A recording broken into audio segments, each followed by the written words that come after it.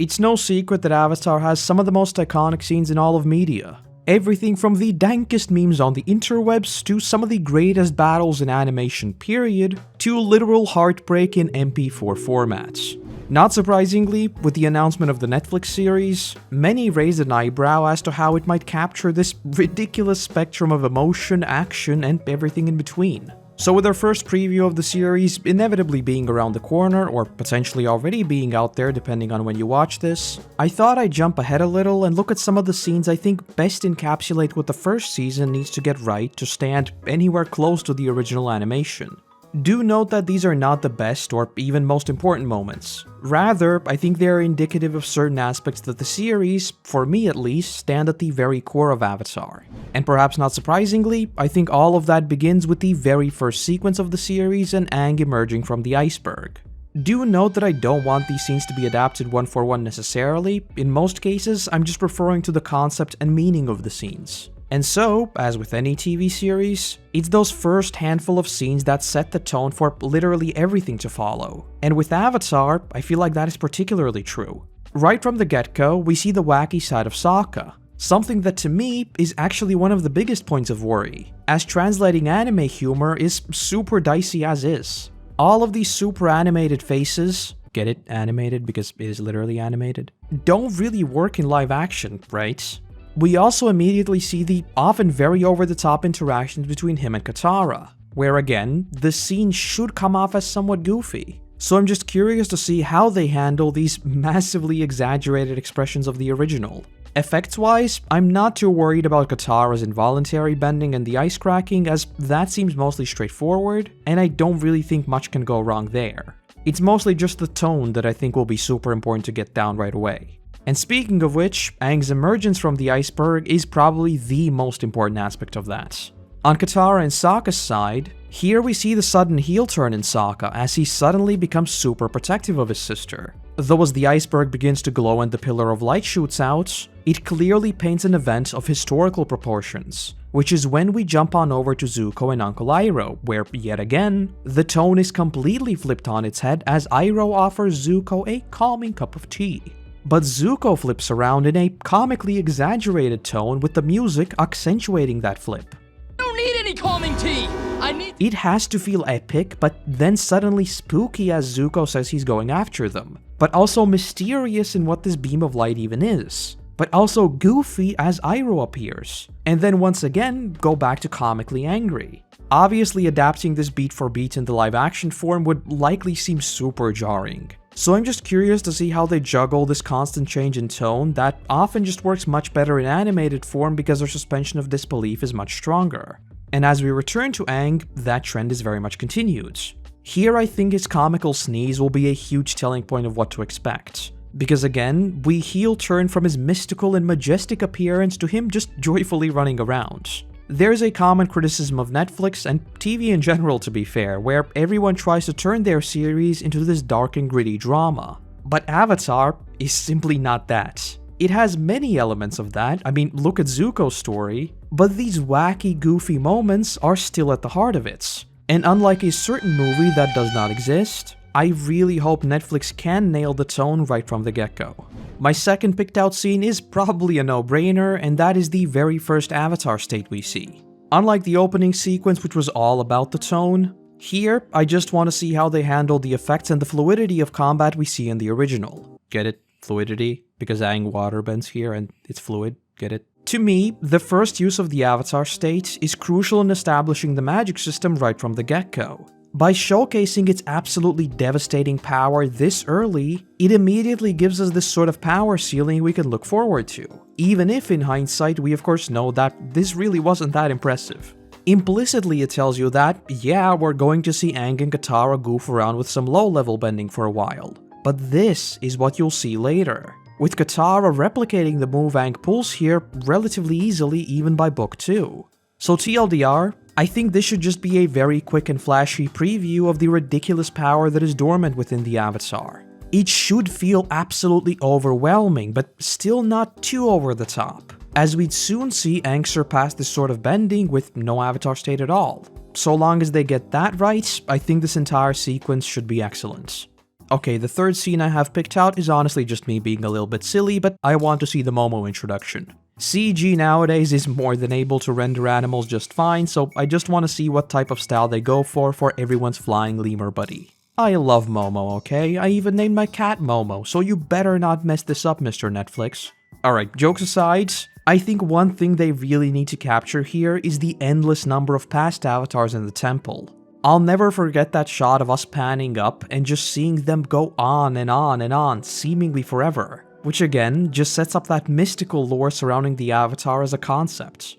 My fourth pick is the incredibly iconic first Agni Kai we see between Zuko and Zhao. Similar to what I mentioned with the Avatar states, this one is all about bending. Though unlike with the Avatar states, this one is 100% about martial arts, and the bending is a mere extension of said martial arts. So I think this first proper duel will give us more than enough to immediately get a grasp on the quality of effects and choreography to follow. In the movie that shall not be named, the bending was laughable at best. So for me, this one-on-one fight is crucial in establishing the danger and raw power that firebenders wield. It should have this sense of sharpness and stoicism, not some arm-flinging nonsense. Thus far in the series, we'd seen a few clashes between Aang and Zuko, but in this one, our focus is planted firmly on just this one opponent, which lets us properly delve into the various techniques firebenders use as well as explore the very concept of Agni Kai in the first place. So with how important this fight sequence is, it is definitely up there with some of my most anticipated.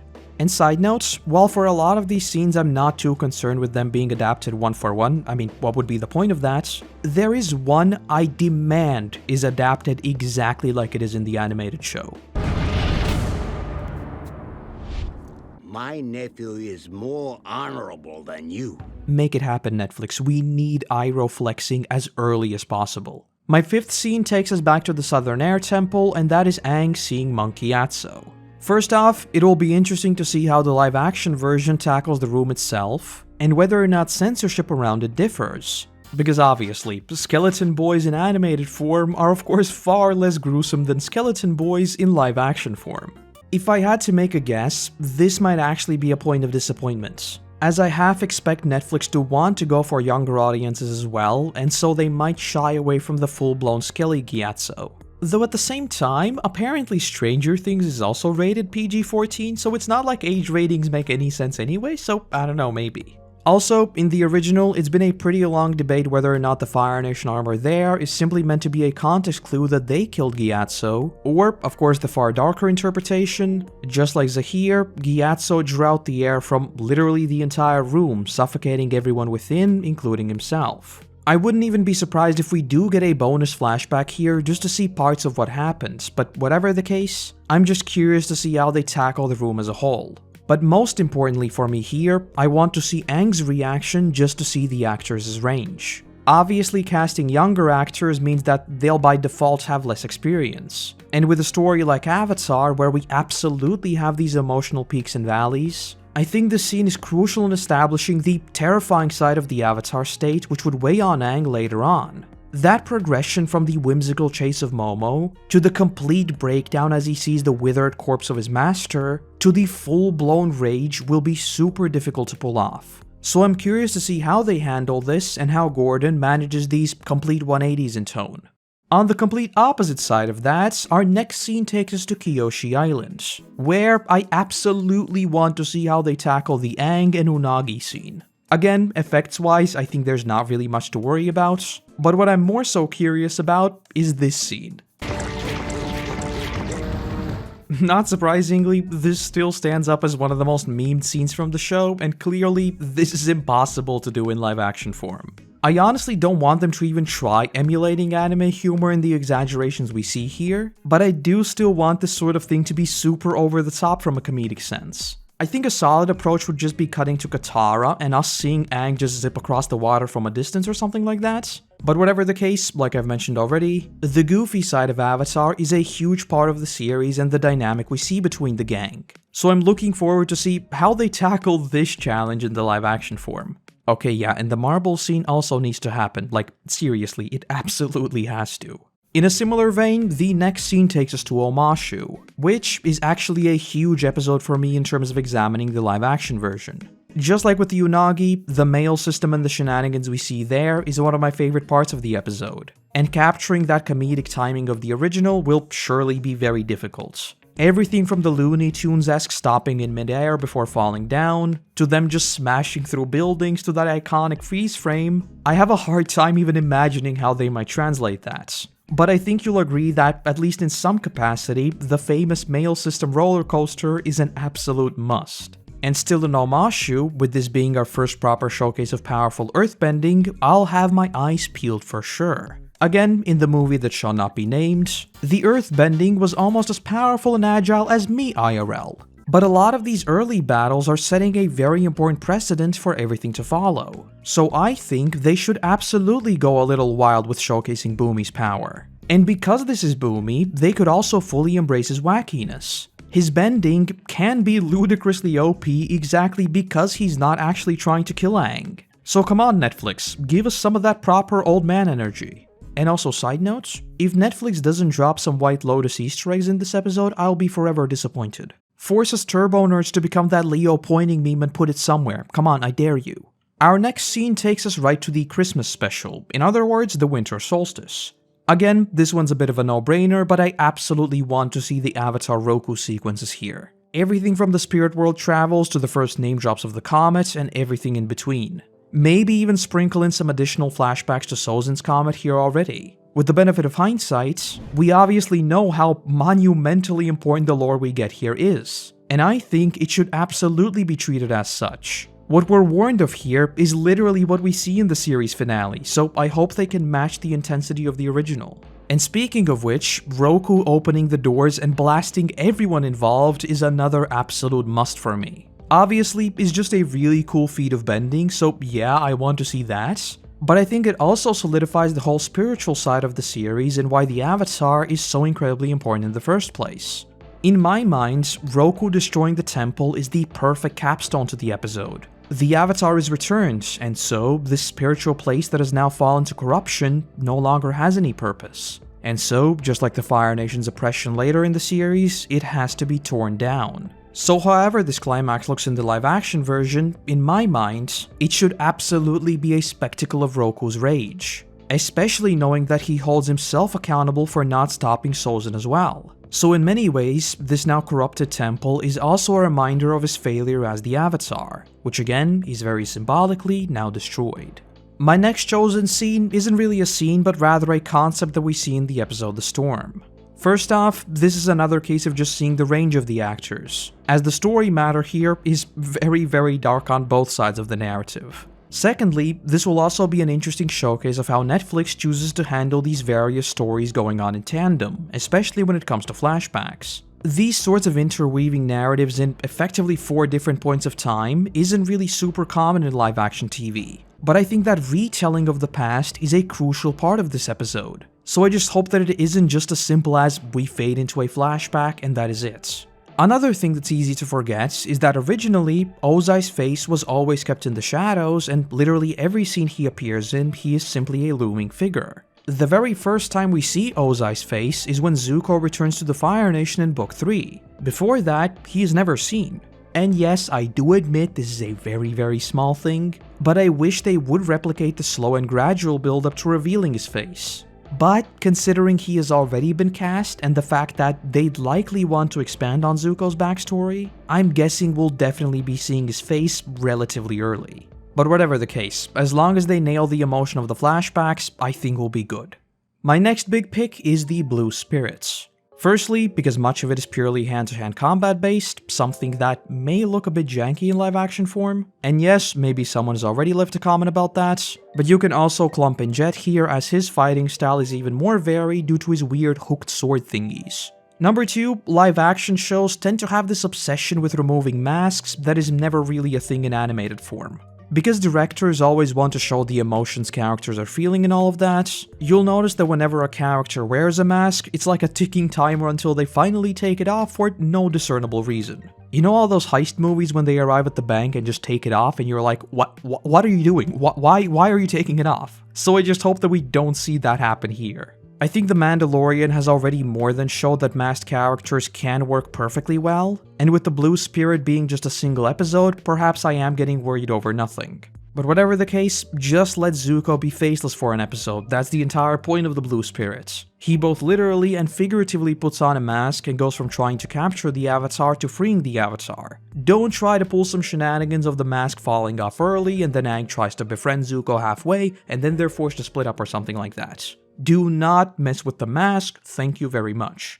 Our next stop is the Fortuneteller, which I will mostly use as a jumping off point to talk about the smaller side quests the gang goes on. You can clump in Bato, the Northern Air Temple, and even the Great Divide here, but point is, I really want them to stay in. Both Book 2 and 3 feel a little more linear in the overall narrative, so I just hope that Netflix doesn't get too caught up with the main quest of getting to the North Pole and doesn't start cutting some of these lighter stories in between. The Fortuneteller, for example, is a very nice bite-sized story about not believing some nonsense and forging your own destiny. A concept that is at the very core of Avatar. Point here being that, while they may not directly contribute to the bigger narrative, I think they are crucial in building out the world of Avatar and making the entire journey feel worth it. And the reason why I bring this up is because Netflix will have less episodes but they'll be longer. So yes, I can see how going from the Blue Spirit to the Fortuneteller in the same 40 minutes might seem a little odd. But frankly, I don't care and I think they must stay in.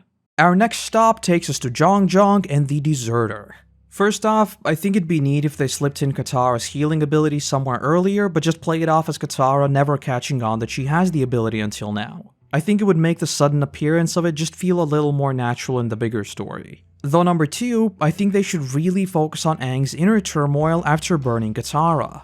I think emphasizing that fear of ever attempting it again would go a long way toward building up that huge turn with the Sun Warriors. I can already picture a potential story where Aang is terrified of attempting to firebend again, but then his perspective turning as they learn of the life within the flame. I think it'd be really neat, but I mean hey, there's no saying they'll ever get past book 1, so I don't know. Oh and yeah, here too I think they should absolutely throw in some sort of White Lotus Easter egg. If they don't, then I don't know, I guess I'll just make a very angry Twitter thread or something. That always fixes problems, at least that's what I heard on the internet.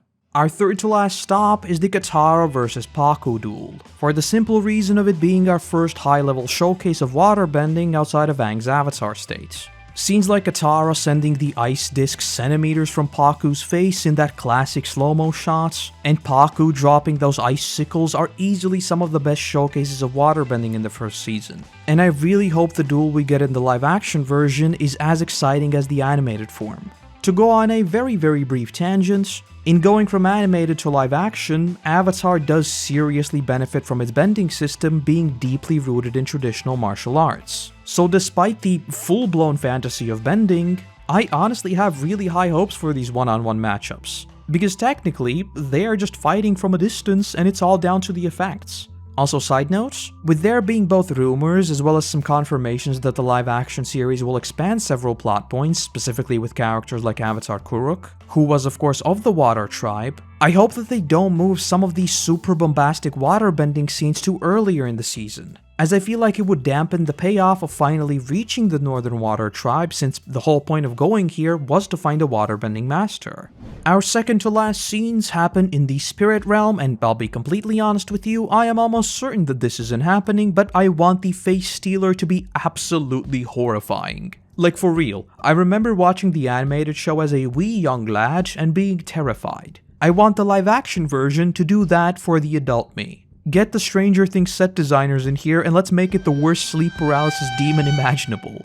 Though, like I mentioned with Gyatso, there is of course a chance that they won't go too over the top with the spooks and try to make it child friendly. But like I also mentioned with Gyatso, apparently Stranger Things is rated for 14, so maybe I am overthinking it and we might get graphic depictions of the Fire Nation's war crimes, so I don't know. No, like for real, why does a single F-boy cause a show to be 18 rated? How does that make any sense? But the TLDR here is that I think the face stealer should be like really disturbing.